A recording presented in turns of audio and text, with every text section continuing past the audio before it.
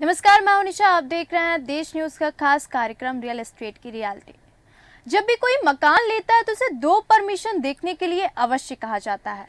पहला town and country planning approval plan यानी कि नक्शा, और दूसरा नगरीय निकाय की परमिशन।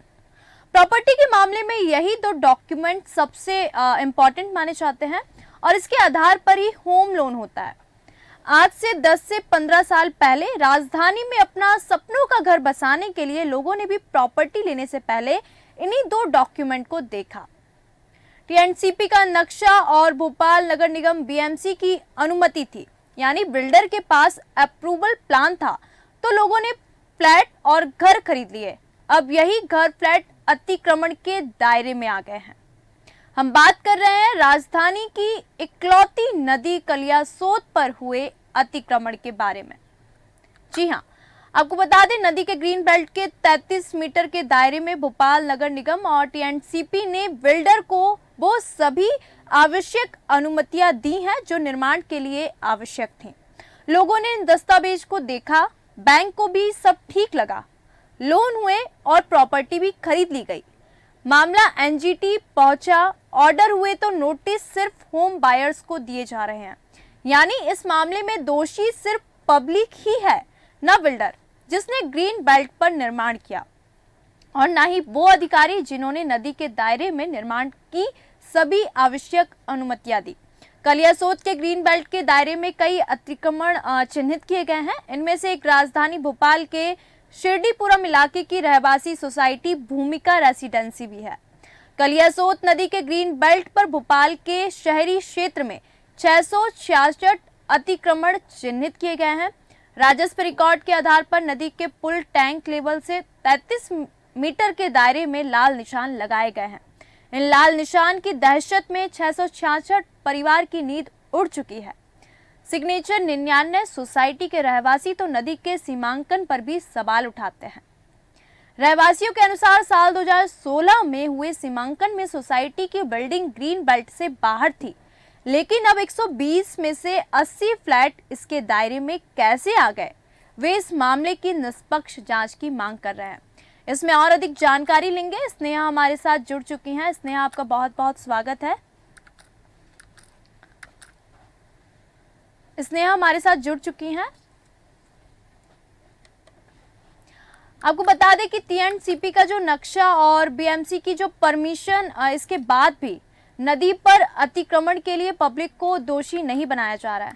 हमारे साथ स्नेहा जुड़ चुकी हैं। स्नेहा, आपसे मेरा प्रश्न है कि ये जो टीएनसीपी का जो नक्शा और बीएमसी की जो परमिशन, इसके बाद भी नदी पर अतिक्रमण के लिए पब्लिक को ही दोषी बनाया जा रहा है, ना कि इसका जो ओनर है उनको बनाया जा रहा है।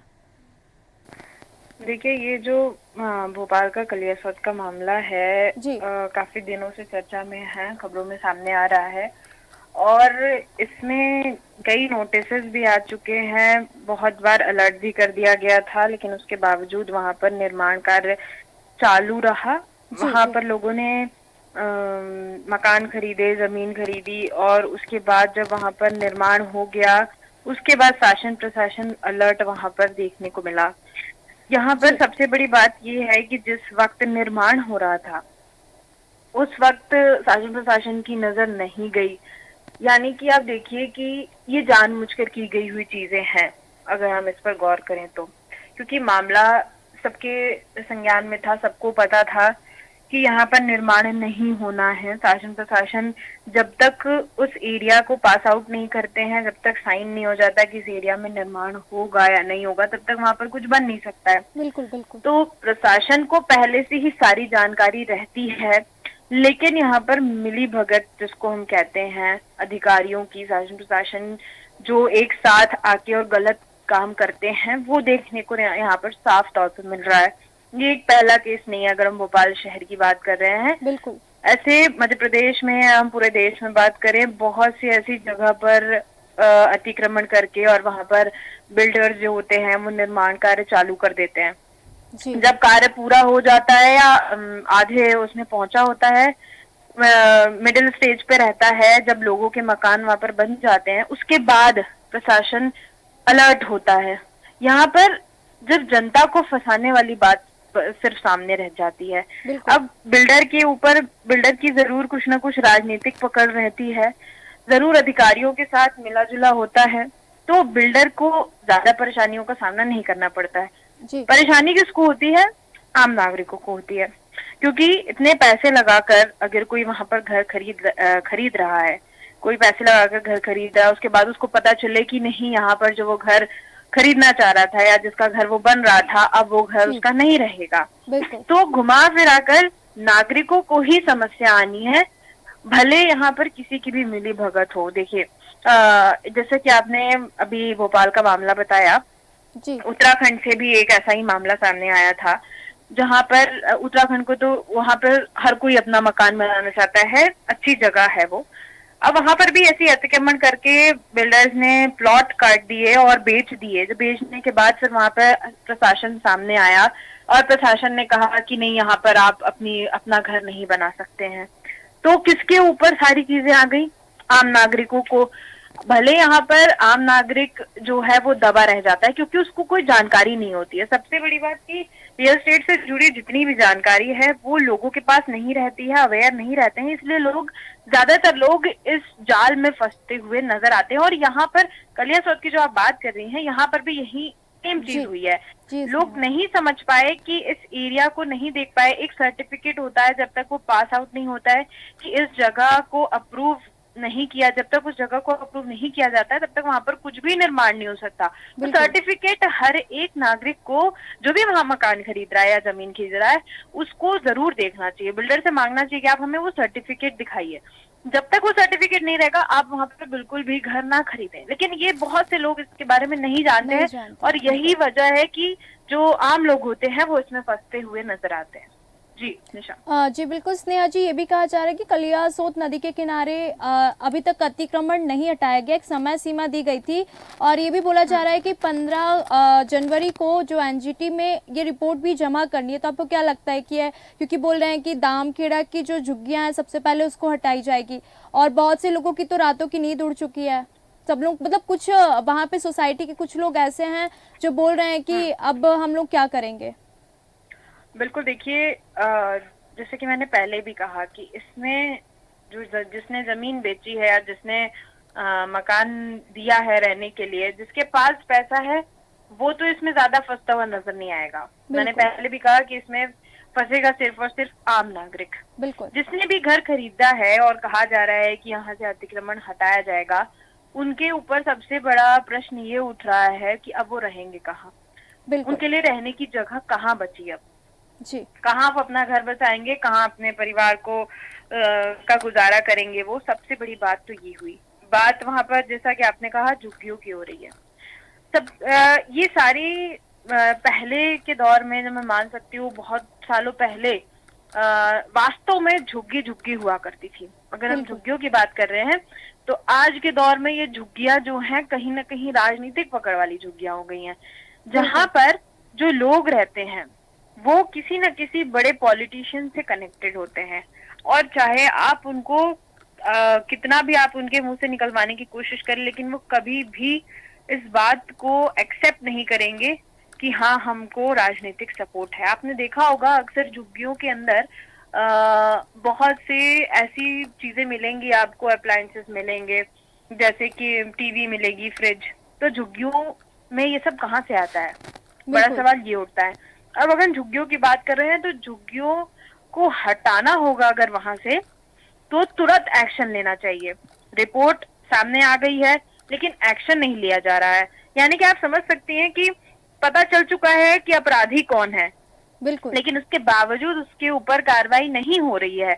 इसका मतलब कहीं ना कहीं दाल में कुछ काला नजर आ रहा है। कुछ ना कुछ ऐसा दबाव है जिसकी वजह से वहां पर कोई कार्रवाई होती नजर नहीं आ रही है और इस दबाव को खुलेआम नहीं रखा जा रहा है। देखिए, दबाव दो प्रकार के हो सकते हैं। एक राजनीतिक दबाव होता है, किसी बड़े पॉलिटिशियन का दबाव हो सकता है, या पैसों का भी दबाव होता है।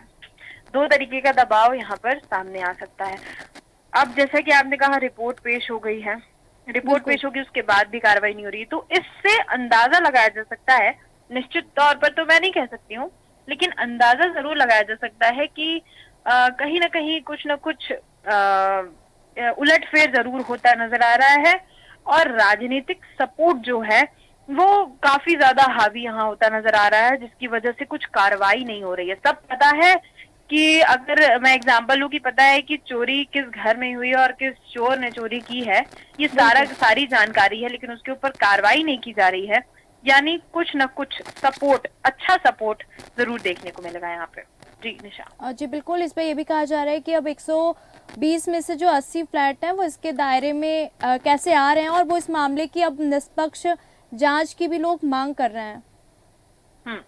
देखिए, निष्पक्ष जांच की अब तो मांग करेंगे ही, क्योंकि जब लोगों को पता चल गया कि ये अतिक्रमण वाला एरिया है, बिल्कुल, और जब लोगों को पता चल गया उसके बाद लोग जानने की जरूर कोशिश करेंगे, क्योंकि उनको पता है कि जब हम इस जाल में फंस चुके हैं तो अब इसको बेहतरीन तरीके से जान लें कि और भी जो एरिया है क्या वहां पर भी ऐसा कुछ तो नहीं है, क्योंकि वहां पर जो कलियासोत की जहाँ पर बात हो रही है उस जगह पर ये मामला काफी पुराना है।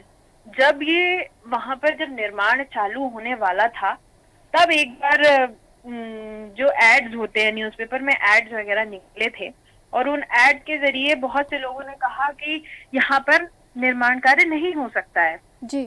लेकिन उसके बावजूद जब ये सारी चीजें सामने आई, निर्माण कार्य नहीं हो पाया जिस तरीके से वो चाहते थे। और सबसे बड़ी बात यहाँ पर ये देखने को मिली है निशा कि अगर वहां पर मना किया गया था नदी के पास, क्योंकि ये नदी की बात है और नदी के पास अगर मना किया गया है निर्माण कार्य करने के लिए, तो पॉसिबल कैसे है कि वहां पर हो रहा है।